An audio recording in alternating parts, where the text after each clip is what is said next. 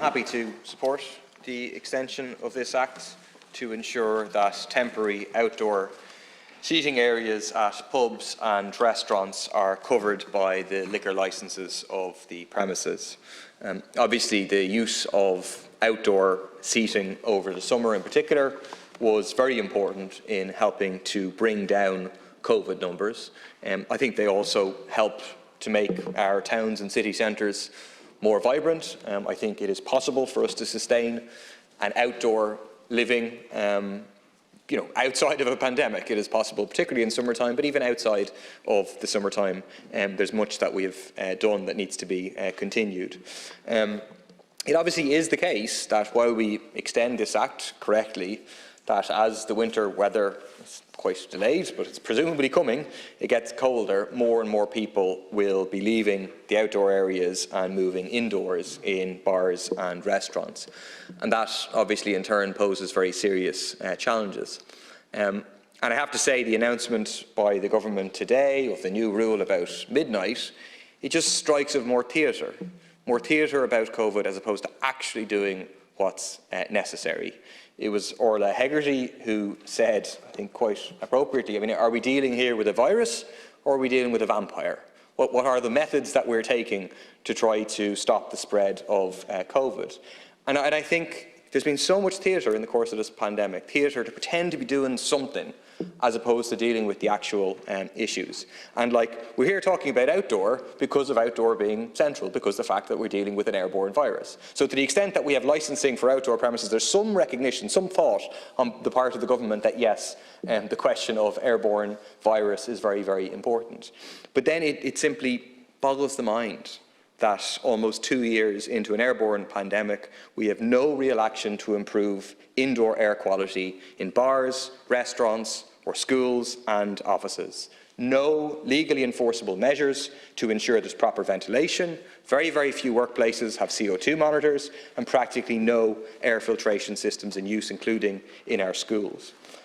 When it was believed that the virus was primarily transferred by our hands and surfaces, action was taken to encourage regular hand washing, gels were provided in bars, surfaces were cleaned regularly, etc. But we've discovered over a year ago that it's primarily airborne. And yet, you go into a pub or a restaurant, you'll get your hand sanitizer, but there's a very large chance that there won't be a window open in the place, there won't be a door open in the place, there won't be any concern about it. And that's because the main public health messaging continues to be at things like wash your hands, and I'm all for washing your hands, it's a good, important thing to do, but ignoring the elephant in the room, which is the question of ventilation. If restaurants don't enforce proper hand hygiene, they can be shut down, but if they have no ventilation, if they have CO2 rates of 1,500, 2,000 parts per million, nothing can happen to them. Next week, the Dáil will have a chance to correct this and to pass People Before Profit's workplace ventilation bill to finally establish enforceable standards for clean air and ventilation. That action on ventilation is necessary, as well, of course, of encouraging outdoor dining, which this Act does.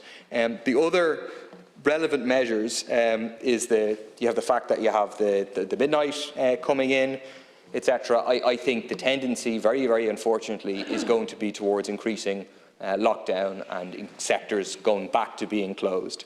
And that raises a big question, like how we can have a situation whereby sectors were just beginning to be opened up, now it's beginning to be closed again in terms of the midnight, and I think that's going to go further. And yet, literally at the same time, the government is proceeding with plans to cut the pandemic unemployment payment. Just today, people were cut to €250 or just over €200, the same level as the Dáil, when people who work in pubs and nightclubs are at the very least going to have their hours restricted, but others will be unemployed as a result of the pandemic again. The new restrictions were made necessary because the government has let COVID get out of control again, cutting back on test and trace, refusing to enforce proper ventilation in pubs and workplaces and schools, etc. But workers should not be forced to foot the bill. If it was accepted that you needed a minimum of €350 a year ago, 6 months ago, well then why in this wave of the pandemic is it acceptable in the run-up to Christmas to cut it?